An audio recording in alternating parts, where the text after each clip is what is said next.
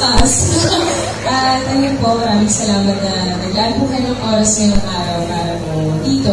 And sana nag-enjoy kayo sa aming ng rapo ni Arjo Castillo. Thank you. Hindi siya nahihiya siya. Nahihiya pa siya. Mahiya ko siya talaga, maniwala kayo sa akin. Sobra siyang mahihiyain. Okay na nagdadang sa Nestos, nagawan ulit. From Ramon Magsaysay, asin si Isabel. Wow! Isabel! Nakalahimik lang si Gandaw na nalang. Welcome back mga kaaldam. Ito na naman po ang inyong lingkod, si Mr. Destiny, at magbibigay po tayo ng pinakamainit na update po ngayon sa social media. Halatang gines lang po talaga nila si Maine Paul Querson. Dito kapansin-pansin nyo, nakadumidistansya naman po talaga si Mengay, no mga kaaldam. Pansin nyo po ba? Sabi ko nga po sa inyo dito po sa channel ni Mr. Destiny, kung ano lang po yung latest, kung ano lang po yung trending, dun lang po tayo. Sa mga nagsasabing ganito ganyan, kita nyo naman po, di po ba, mag-isa lang po si Mengay.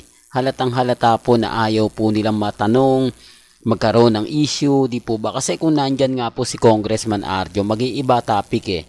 Mag-iiba yung mga tanong, mag-iiba yung mga komento, di po ba? Sabi ko nga po sa inyo, kailangan ko itong ipakita. Pasensya na po sa mga taong dumadaan at bumibisita po sa channel natin, sasabihin sa akin, Mr. Destiny, dapat hindi mo na yan pinakita. Dapat hindi ka na nagbigay ng update na ganyan. Di po ba? Alam nyo naman po sa channel ni Mr. Destiny, kung ano lang po yung latest, kung ano lang po yung trending, kailangan lang po ninyong malaman. Di po ba? Yan naman po yung isa sa kagandahan po. Kaya nga po ako updated sa mga bagay na ganyan. Lalo na nga po pagdating sa Instagram, sa Twitter, sa Facebook. Tapos sasabihin nila, naku, fake news yan si Mr. Destiny, huwag niyong paniniwalaan, lahat ng sinasabi niyan hindi totoo. Di po ba? Kita nyo naman po. Di po ba? Wala, asan si Congressman? Siyempre may magre-react na naman yan. Siyempre kinakat mo yung video, Mr. Destiny, hindi mo pinapakita ng buo. Ako na naman po may sala, no? Kapag ako talaga nagbibigay ng update, ako lagi yung may sala. Sinasabi nila na ganito ganyan, pero okay lang, hindi naman po ako namimilit di po ba? Sabi ko nga po sa inyo dito po sa channel ni Mr. Destiny, kung ano lang po yung latest, kung ano lang po yung trending, yun lang naman po yung ibinabato ko, di po ba? Sa mga ayaw maniwala, hindi naman po ako namimilit. Ang kagandahan lang po dito, pinapakita ko po, pinararamdam ko kung ano nga po ba talaga yung latest, kung ano na nga po ba talaga yung trending. Bagamat maraming issue, maraming sinasabi, maraming komento na keso ganito, keso ganon. Okay lang po yan. Relax lang po kayo. Kasi sabi ko nga po sa inyo, sa mga magsasabi ng ganito ganyan, na fake news ako, lahat ng mga balita ko hindi totoo. Normal lang po yan. Kasi updated tayo. Gusto nila basagin tayo. Gusto nila na talagang ganito ganyan, di po ba? Kaya nga po dumidistansya si Ibiang. Ayaw niya na matanong, di po ba, na kailan nga po ba ang magkakaroon ng mga chikiting, di po ba? Dito, literal na ginawa lang po nila to para sa mga, di po ba? Pero gaya na sinabi ko, wala pong pilitan ha. Alam ko naman po na marami magre-react sa mga ina-update ko. Alam ko marami magsasabi ng ganito ganyan, di po ba? Chill lang ako. Sabi ko nga po sa inyo, relax lang po kayo, kampante lang, di po ba?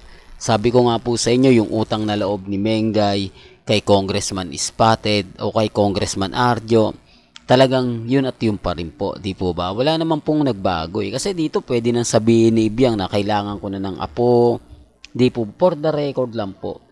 Di po ba? Tapos sasabihin niya, hindi siya namimilit kung kailan gagawa ng apo.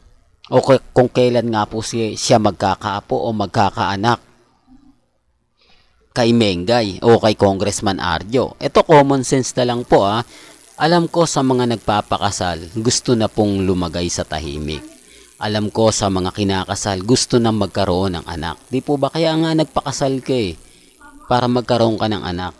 Kaya nga gusto mong, kumbaga, bumuo na ng pamilya no?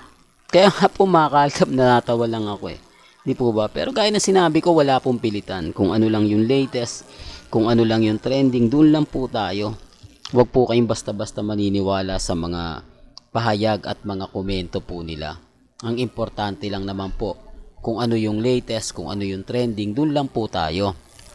Hindi po ba? Sa mga magsasabi ng ganito, sa mga magsasabi ng ganon, relax lang po kayo. Ang maganda lang naman po dito, kampante po kayo, matatag, di po ba? Ano man po yung sabihin ninyo, ano man po yung ibalita ninyo, komento ninyo, di po ba? Wag po kayong masyadong ganito ganyan, etc. etc. Di po ba? Ang importante lang naman po dito, kung ano yung latest, kung ano yung trending, dun lang po tayo.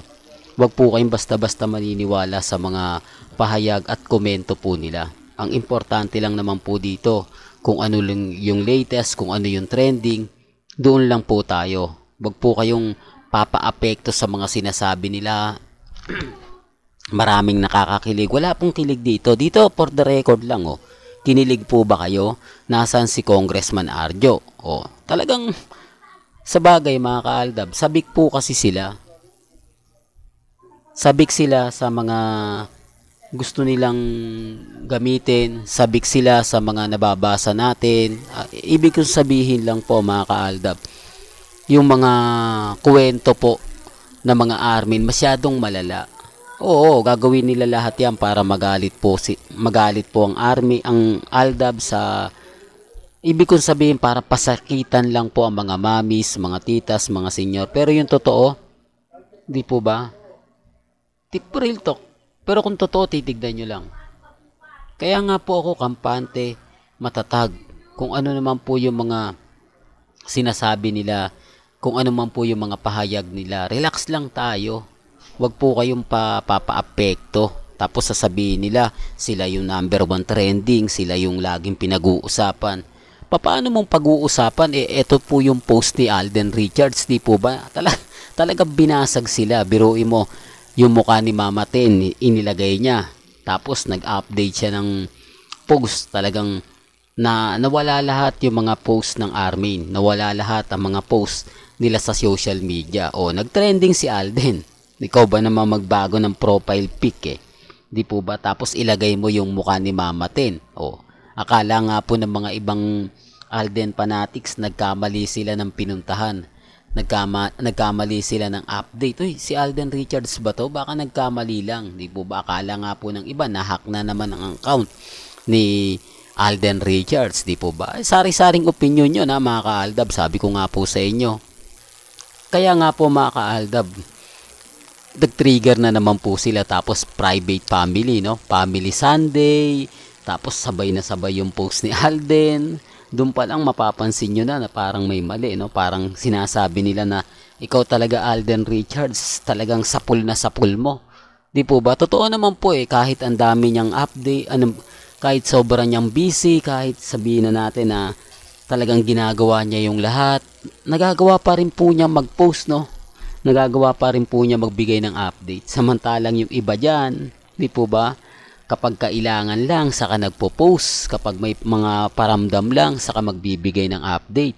Kapag wala na, hindi na po sila nagpo-post, hindi na po sila nagpaparamdam. Di po ba? Sabi ko nga po sa inyo, relax lang Di po ba? Sinasabi ko lang po ito para po sa kaalaman ng lahat. Totoo naman po yung sinasabi ko Si Alden, talagang masipag yan mag-post, masipag mag-update yan. Masipag yan magmahal sa mga fans niya. Hindi po katulad ng iba, na magpo-post lang pag gusto, mag-update lang pag gusto nila, pero pag ayaw wala, no? Isang buwang walang post.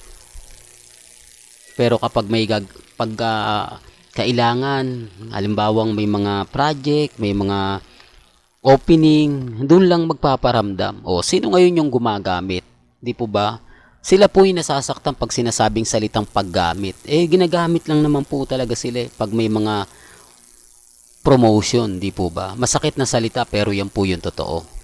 Well, hanggang dito na lang po yung updates natin mga kaaldab. Kaya kung gusto nyo pa po ng pinaka-latest at sariwang update, abay tumutok lang po kayo dito po sa channel ni Mr. Destiny para updated po kayo sa mga latest at sa mga bagong video po na ilalabas po natin maya-maya lang. Hanggang sa muli, salamat po sa panonood at pakikinig.